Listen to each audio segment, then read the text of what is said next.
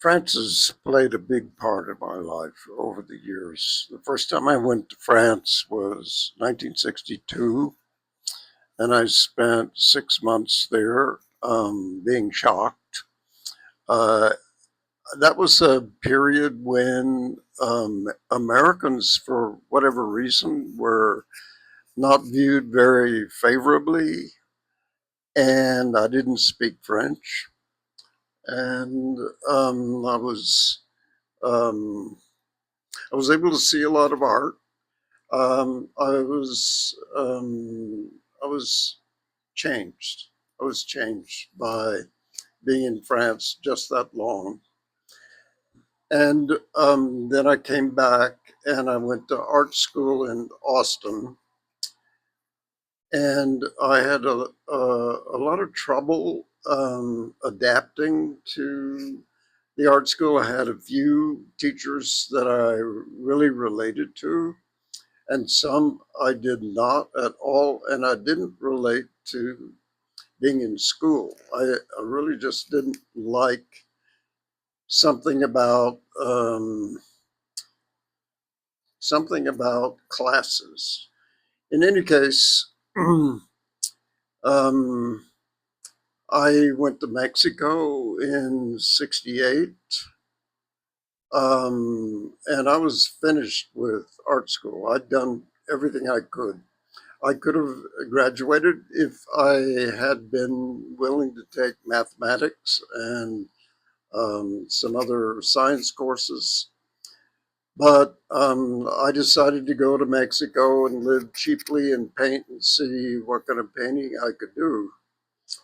I met a French girl in a Spanish class, and we lived together in San Miguel for a year. Um, and then we went back to Austin, and she eventually brought her whole family, and they all became American citizens, and I went off in another direction. But I kept going to France. Something about France. So in the '70s, I I went to Florence, Italy, and got a degree in an art school there. I was living with French girlfriend at that time, and I spent a year there, and then went back to the States. Tried to live in Austin. Something about Austin just wasn't right, and there were conflicts with my family. My father did not like me trying to be an artist, and he would come and lecture me about what I was doing was wrong and it wasn't really real painting and so on. So I went to New York and lived in Soho and had an art, had a loft apartment and a painting area.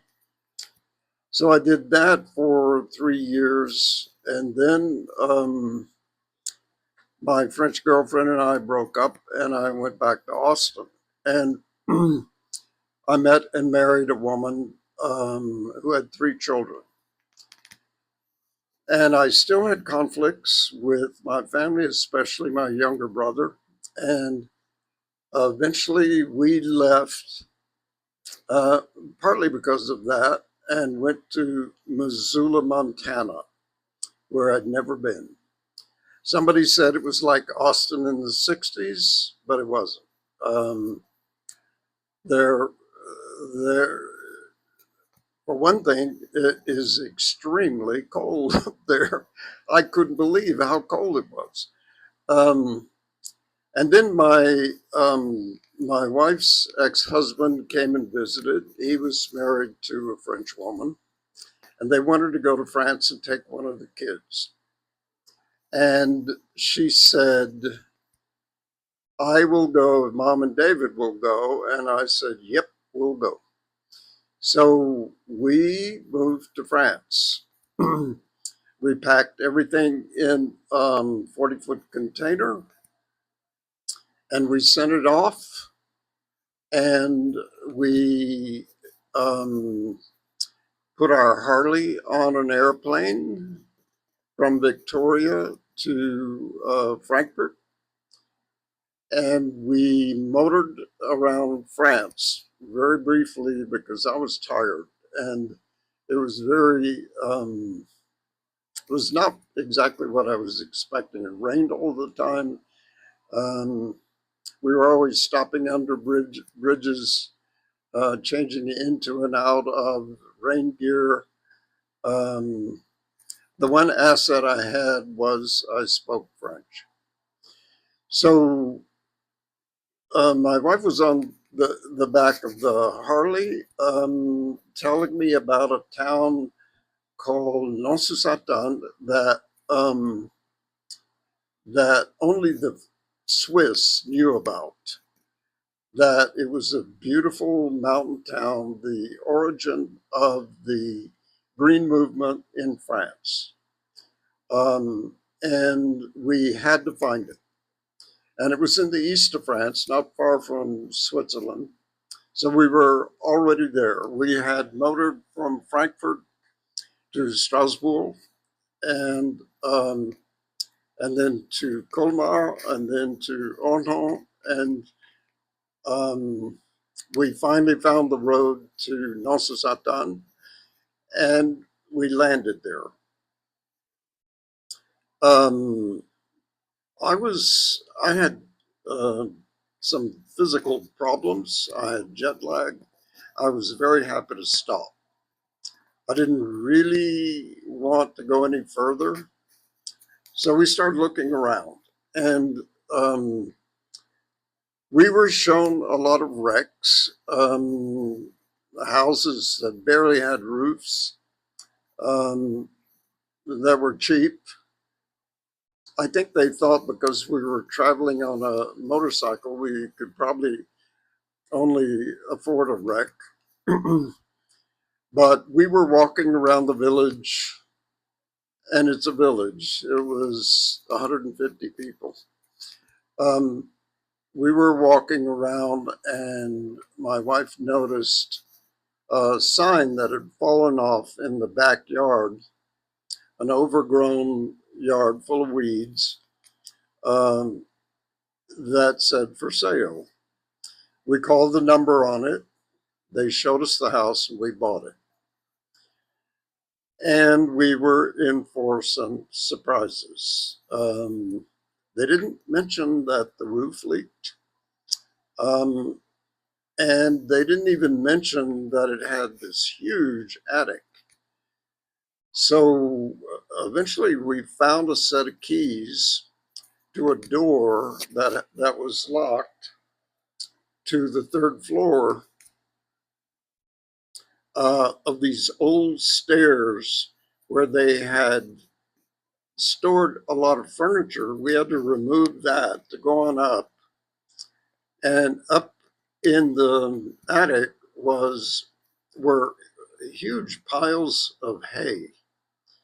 And we realized they had these piles of hay up there to absorb the rainwater that came through the roof. And so um, we cleaned it out, and eventually we replaced the roof. We had to take a mortgage for that. And the house originally came uh, pretty cheap, but um, then we started working on it, and I did um, everything I could to scrape up money here, there, and everywhere to do one project after another, and eventually that house turned into a silk purse. So when we had been there 22 years, we were pretty much forced to sell it because an inheritance that I counted on was canceled by my younger brother. And and I assume taken by him. I don't know what happened to it, but in any case, we sold it and we went back to the States. But in the meantime, in that 22 years, we learned a huge amount. I accumulated a lot of tools. I learned how to do all kinds of work. Um, the things we didn't do, like plumbing or putting that roof on ourselves, we had to hire and pay for. And I had a work studio. I had a painting studio. I created a body of work there. I um, I actually suddenly stopped having an ulcer. I stopped having migraines. I stopped having um, a lot of pains I'd had since I was 12 years old and I was in a bad accident. Um, I actually became the healthiest version of myself I had ever been. I hadn't even known myself that way. Um, the French food and wine, the sense of community, the the friends we developed there, we actually had a much better, a much realer life than I had ever had in the States. Um, Even though I grew up mostly in Austin and knew a lot of people there, the sense of connection was simply not the same. So, yeah, it was what the French call a farfelu adventure. It was crazy to just put a motorcycle on a plane and fly over there. And the only reason we did it is because they said it was free. And we thought, oh, that's great. We won't have to rent a car. Well, it was a lot harder than it sounds.